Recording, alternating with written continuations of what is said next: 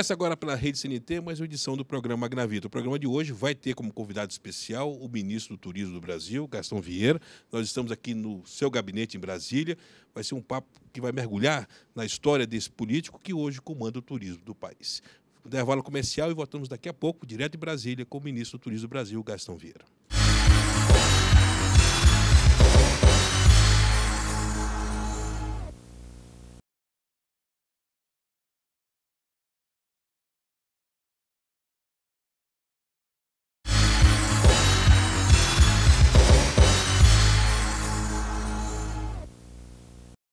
Eu tenho o prazer de estar no gabinete do novo ministro do Turismo do Brasil, o deputado Gastão Vieira.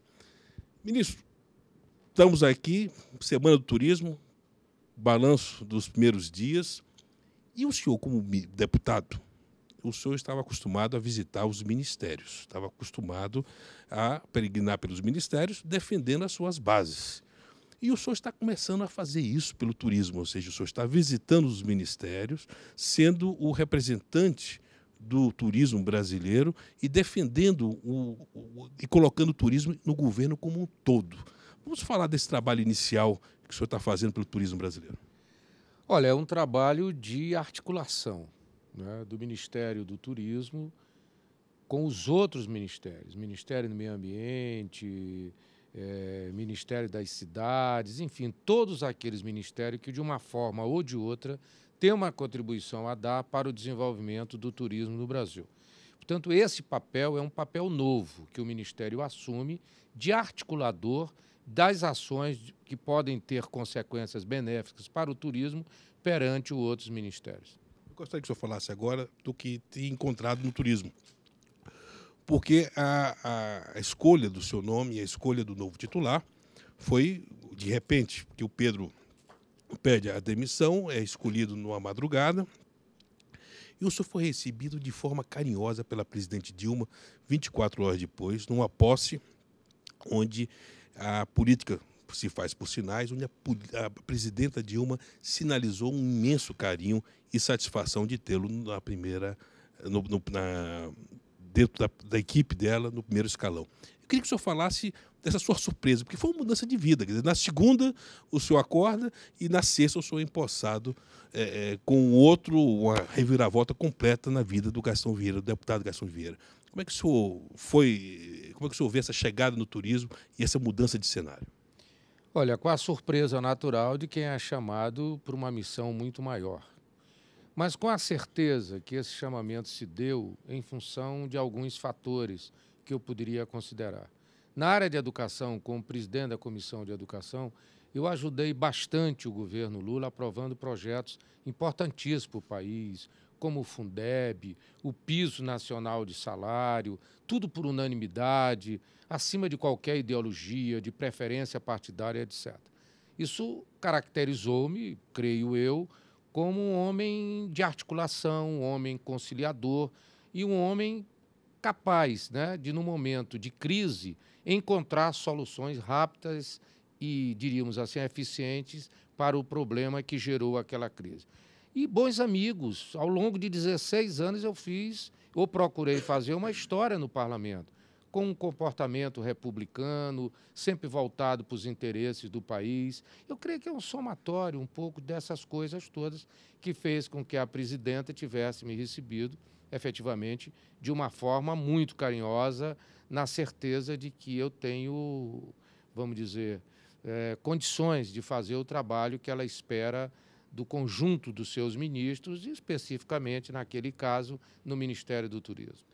O outro dia, um especialista em turismo me colocava que a sua missão está sendo quase que a de fazer obras em um aeroporto em plena operação, ou seja, é como se estivesse administrando o galeão, tendo que fazer a reforma do aeroporto, com o aeroporto funcionando, porque o senhor, ao mesmo tempo que tem uma pauta positiva, tem a pauta do avançar no Ministério do Turismo, o senhor tem que reconstruir e fazer a leitura interna dos problemas que o senhor encontrou no Ministério. Como é que tem sido conciliar o tempo nessas duas missões? Olha, eu acho que essa pauta negativa está encaminhada para os órgãos próprios do governo responsáveis por esse setor. Nós agora estamos construindo uma agenda positiva, o que é muito facilitado por inúmeros fatores que se colocam nesse momento na mesa. há uma expansão extraordinariamente importante do nosso turismo interno. A questão do câmbio faz com que mais turistas do exterior venham para o Brasil. A nossa economia está aquecida, é possível, portanto, pensarmos na incorporação de novos consumidores do turismo para o mercado interno brasileiro. Nunca se falou tanto em turismo. Temos 2 mega eventos que vão ocorrer e vão colocar o país assim, acima de tudo, no foco do mundo todo, que é a Copa do Mundo e as Olimpíadas. Portanto, há uma conjugação muito forte de fatores que fazem com que a gente viva um grande momento no turismo. E do ponto de vista do governo, há toda uma articulação muito bem conduzida, que vai nos levar, com certeza, a vencermos essas dificuldades e chegarmos prontos, tanto para a Copa do Mundo como para a Olimpíada. Eu queria agora mergulhar na história do Gastão Vieira. Vamos falar um pouco da sua trajetória política e, principalmente, falar da sua experiência administrativa no Maranhão. Olha, eu sou um jovem maranhense, né, que me formei em escola pública, depois fiz direito, saí, fui para a ONU, fazer um curso em problema de desenvolvimento econômico, fui superintendente do programa Grande Carajás, num grande momento em que se faziam enormes investimentos na região norte do país, e depois optei pela política. Como deputado estadual, fui 2 vezes deputado estadual, uma delas sacrifiquei o meu mandato para ser secretário de Planejamento. Estou no 5º mandato de deputado federal, também tendo sacrificado um período do mandato para ser secretário de Educação e o resto do tempo na Câmara. Eu sou originário do CNPq, portanto, foi na convivência com cientistas, com pessoas da área de educação, que eu aprendi algumas regras que são fundamentais. Você tem de experimentar, você tem de ter coragem para experimentar, tem de ter responsabilidade para pesquisar, tem de ter capacidade para ouvir e, acima de tudo, coragem para ousar. Portanto, essa convivência é que me fez esse cidadão maranhense que chega no posto mais importante da sua vida pública, como ministro de Estado, muito tranquilo de que serei capaz de fazer aquilo que é a expectativa da presidenta, do governo, mas principalmente a expectativa de quem votou em mim no Maranhão, de quem confia em mim no Maranhão, de quem me conhece bem no Maranhão e de quem acompanha a minha vida política. Eu tenho um grande amigo maranhense, infelizmente faleceu, o Mauritônio Meira, um jornalista veterano, aliás, foi colega do Edson Lobão na imprensa aqui no sul do país, e o Mauritônio colocava ser maranhense é estado de espírito, é diferente. Ele brincava, porque eu sou baiano, de que havia uma similitude muito grande da questão da identidade da nação maranhense com a nação baiana. E eu sinto, ministro, que tem sido, aqui no Sul, havido um preconceito muito grande com relação ao Maranhão, com relação à mídia. O fato do Pedro Novaes ter sido Maranhão, o senhor ter sido escolhido ter sido Maranhão, e de repente virou até quase que um adjetivo pejorativo.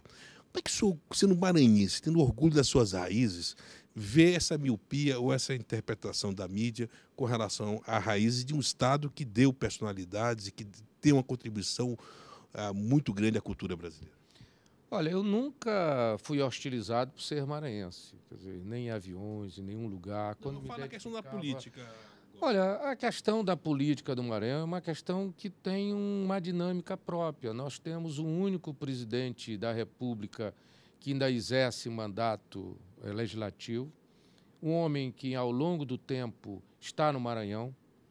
Muitas pessoas costuraram para ele um figurino e tentam vesti-lo nesse figurino, esquecem que nós, maranhenses, sabemos que toda a mudança política do Maranhão, lá na década de 60, foi promovida e comandada pelo jovem governador de 35 anos, que foi José Sarney. Todo o processo de desenvolvimento do Estado passa sempre por uma ação política dele. Portanto, e acima de tudo, é um homem absolutamente cordial, um homem que você tem boa convivência com ele. Muitos maranhenses, até ao ler a sua biografia política, de ver como ele passou na presidência, o compreendem muito melhor. Portanto, é uma questão de olhar e de querer olhar.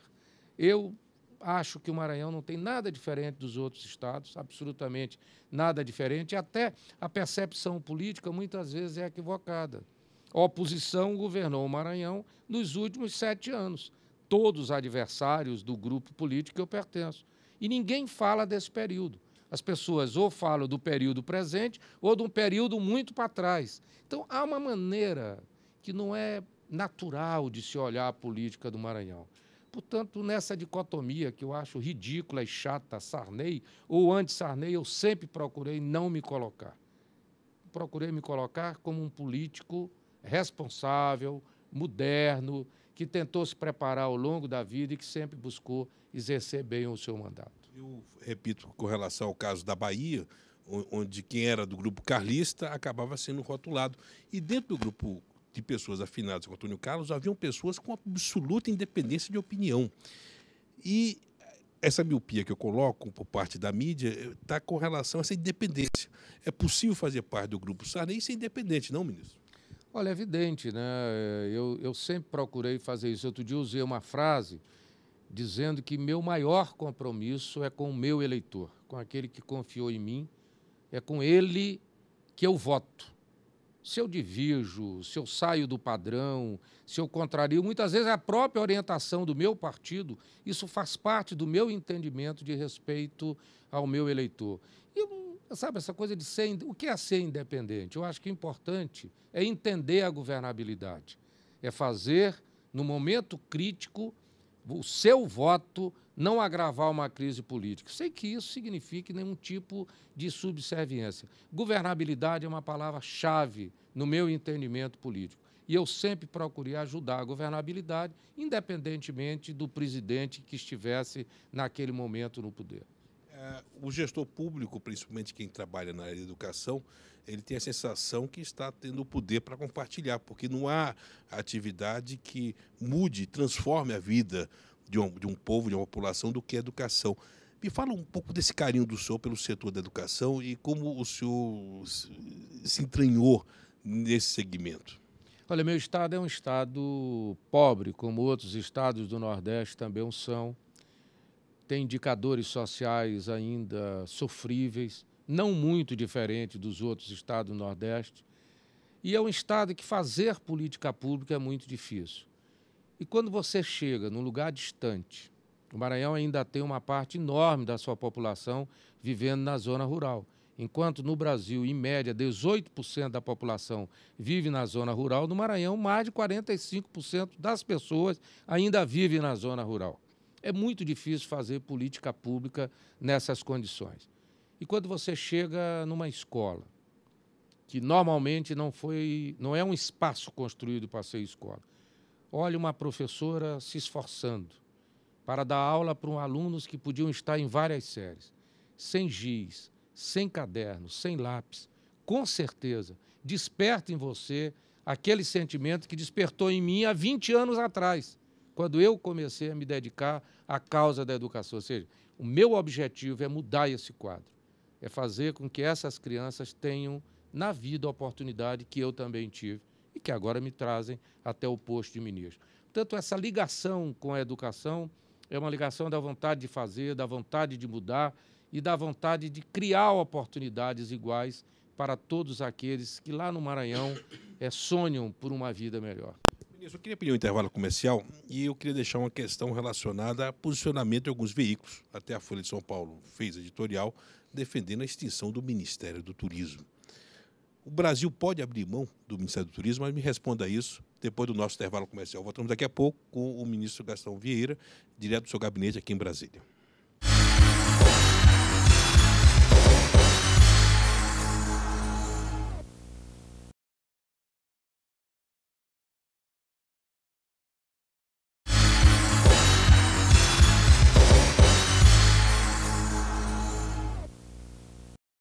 E voltamos com o programa Gravita para todo o Brasil pela rede CNT. Ministro, no final do último bloco eu deixei uma questão inclusive que dá confusão mental para quem é apaixonado pelo turismo. O Ministério do Turismo, o Brasil pode perder o Ministério do Turismo, porque isso tem sido defendido, tem sido colocado na grande mídia, inclusive até a Folha de São Paulo fez editorial sobre isso. Olha, como mudar exige coragem, mudar nunca é fácil, né? Muitas vezes as pessoas falam em mudança para tudo permanecer no jeito que está. Quando você tem uma crise, a primeira ideia que vem é extinguir aquilo que gera a crise e, com isso, você resolve todos os problemas. É claro que esse não é nenhum tipo de evidência com relação ao turismo. Esse foi um ministério que nasceu sem nenhum tipo de estrutura e, graças ao então ministro Valfrido Maris Guia, foi um ministério que se tornou forte, do melhor relacionamento possível com os parlamentares. Mas um ministro que tem a matriz na educação, a base dele. O Valfrido tem toda a sua matriz na educação, inclusive é um dos fundadores de uma das melhores instituições brasileiras, que é o Pitágoras e o Croton, e ele mostrou que o turismo tinha uma posição estratégica para o Brasil. Definiu políticas muito claras, muito objetivas e consolidou o Ministério do Turismo como um dos ministérios mais importantes para a economia brasileira, para o equilíbrio da economia brasileira, etc. O presidente Embratur e o presidente da Comissão de Turismo e Esportes da Câmara escreveram um artigo recentemente na Folha de São Paulo, rebatendo com argumentos e com números aqueles que ficam pregando o fim do Ministério do Turismo. Mas eu acho que hoje já ninguém fala mais nisso. Diante dos números que estão sendo apresentados, das imensas possibilidades que o Ministério tem na condução desses grandes eventos esportivos, na chegada em massa agora de turistas que vêm do exterior para consumir aqui no Brasil, que nós precisamos apenas fazer com que esse turista seja muito bem acolhido. Mas creio que falar na extinção do Ministério do Turismo não faz nenhum sentido. É voz que não tem eco. Agora, ministro, fazer parte do governo da presidenta Dilma. Como é que é viver os bastidores de um governo, vivenciar uma interlocução privilegiada com a presidência da República, fazendo parte do seu primeiro escalão? Olha, esta intimidade, ao longo da minha vida, dela participei algumas vezes, ou como vice-líder do governo no Congresso, ou durante o governo Sarney, e na própria eleição da presidente Dilma, que nós nos esforçamos, nos dedicamos bastante a essa eleição, em vários episódios do governo do presidente Lula. Enfim, a intimidade do poder não é o problema. O problema é o resultado que a intimidade do poder pode trazer. É aquela satisfação de ver que uma meta foi alcançada, que o país não entra na crise, ou que o país está saindo da crise, que o país sabe enfrentar os seus desafios. Eu acho que essa deve ser a parte melhor de você ter a intimidade com o poder. Ou seja, as consequências e o resultado do trabalho que você faz em benefício de todos. Você sente o PMDB injustiçado? Principalmente pela questão da mídia, opinião pública. Fala do PMDB, o PMB do Gastão Vieira. O PMDB é um partido dinâmico, formado da pluralidade de todos que vieram do exílio. O PMDB teve um papel importantíssimo nos grandes movimentos políticos brasileiros, da direta já, foi importantíssimo. A grande figura do Ulisses Guimarães, a grande figura de todos aqueles que muitas vezes pagaram com o preço do mandato a defesa de princípios que norteiam o PMDB até hoje. O PMDB é um grande partido. Hoje, não é apenas um partido aliado do governo. O PMDB é governo. Ele tem um vice-presidente da República. E eu tenho absoluta certeza que nós vamos continuar apoiando a presidenta Dilma durante essas votações, os desafios enormes que ela vai ter no Congresso Nacional, e vamos nos firmar como um partido que pode ser, inclusive, uma alternativa de poder. Eu queria falar do Michel Temer agora. Tenho com o doutor Michel uma relação muito forte, uma relação de muito respeito. Ele sempre procurou observar o meu trabalho, ajudar na condução do meu trabalho. Foi um ótimo presidente da Câmara dos Deputados, e o foi por 2 vezes. Está desempenhando um papel importantíssimo como vice-presidente da República. E, acima de tudo, sem dúvida nenhuma, o grande líder do nosso partido, do PMDB hoje. Henrique Eduardo Alves. O grupo gestor, inclusive, do Ministério do Turismo, fez uma homenagem ao Henrique Alves em Natal, no Rio Grande do Norte. Aliás, a primeira homenagem que ele recebeu no Rio Grande do Norte, homenagem nacional. Me fala do Henrique Eduardo Alves. Um homem cordial, absolutamente cordial, atencioso, cumpridor das suas palavras, sempre atento aos problemas ou às alegrias dos seus deputados, da sua bancada. E é um homem tão forte dentro do partido, a posição dele é tão boa, que somente um líder com as condições de Eduardo é capaz de subir na tribuna, na votação do Código Florestal, e falar assim: nós vamos dar 77 votos a favor do Código Florestal. E quando o painel baixa, estavam ali 77 votos dos deputados do PMDB. Não há outra maneira de expressar o poder e a sua liderança do que naquela noite em que nós votamos o Código Florestal. Seria um grande presidente da Câmara? Sem dúvida nenhuma, esse acordo será cumprido. O Henrique é o candidato do PMDB, será presidente da Câmara e será um grande presidente, com a cordialidade que ele tem, com a sua maneira de lidar com as pessoas, com os parlamentares. Eu não tenho dúvida nenhuma que o Henrique será um grande presidente da Câmara dos Deputados. Nós estamos chegando ao final do programa, eu queria falar agora de um maranhense ilustre, que é o Edson Lobão, o nosso jornalista, nosso colega de profissão, Edson Lobão. Eu falo, a minha característica maior de admiração parece ser a cordialidade, né? E o ministro Edson Lobão é um homem extremamente cordial. Eu divido o meu prédio com ele agora. Divido o prédio com ele, fui seu secretário de planejamento durante 3 anos e meio. Né? Admiro o trabalho que ele faz aqui no Ministério do Turismo. Né? Tem propostas que estão sendo implementadas, que a população, às vezes, ainda não tem muito conhecimento, mas eles estão fazendo um trabalho belíssimo na matriz energética, nos tranquilizando com relação às fontes alternativas de energia, espalhando energia solar em vários lugares, e tem uma grande parceria conosco no turismo que eu vou propor, que é levar energia solar para várias áreas turísticas, assim economizando energia e até o custo do empresário na oferta do seu produto. Portanto, é um ministro muito bem posicionado no Maranhão, muito querido pelo povo do Maranhão. Votou-se agora nele para senador, ele teve uma extraordinária votação.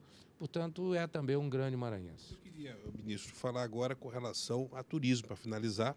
O senhor teve contato com a Comissão de Turismo da Câmara, teve no Senado, teve na festa do Dia Mundial do Turismo na Embratur. Como é que o senhor vê o turismo nessa reta de Olimpíadas? Vamos finalizar o programa mergulhando nesse universo do turismo e nas promessas do nosso novo ministro. Com todo otimismo, os números demonstram isso, a disposição de todos aqueles que operam com turismo também é esta. Se está falando muito em turismo no Brasil hoje, o envolvimento da população vai se dar de uma forma muito forte no acolher da Copa do Mundo, no transformar a Copa do Mundo num projeto de país, e isso vai se fazer com o Ministério do Turismo, com os parceiros do Ministério do Turismo e, acima de tudo, com todos aqueles que acreditam que o turismo é um fator importantíssimo na melhoria do nosso crescimento econômico e da nossa economia. Eu falo com muito otimismo, com certeza de que tudo vai dar certo e nós vamos ter 2 belos eventos no nosso país. Uma palavra sobre o corpo funcional do Ministério. Você encontrou uma equipe machucada, uma equipe que estava desmotivada, e o senhor tem dado uma injeção de ânimo aqui à equipe. Me fala dos programas que o senhor encontrou e da equipe que o senhor encontrou aqui no Ministério. São inúmeros programas, muito bons programas, profissionais que orgulham a qualquer organização, com conhecimento internacional, com conhecimento do mercado interno, que dominam muito bem os números e que têm uma disposição enorme de recomeçar sempre que for necessário.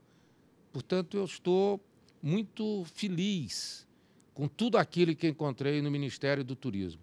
Nós temos condições de rapidamente estarmos numa bela agenda positiva e fazendo retomar programas que, por uma série de razões, ficaram parados, interrompidos ou estavam andando lentamente. Ministro, eu queria agradecer muito e queria aqui dar um testemunho. Uma das coisas que mais me marcou nos diversos encontros que tivemos nessa primeira semana, tivemos na Câmara dos Deputados, estivemos juntos, eu estive na sua posse, estivemos juntos na reunião do Comitê Gestor do Conselho Nacional de Turismo, foi o senhor sempre reafirmar o seu orgulho da política, de fazer política com P maiúsculo.